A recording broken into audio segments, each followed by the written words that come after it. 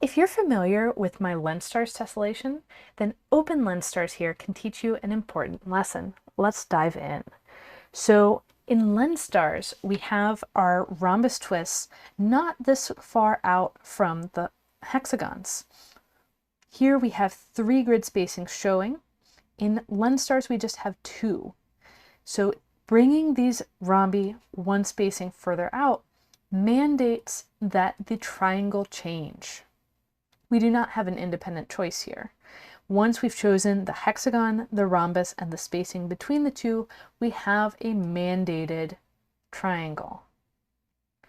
And so knowing this about the hexagon, rhombus, triangle, rhombus tiling can really help with making new designs, because you can take an existing one, space it a little further out, and you change your triangle.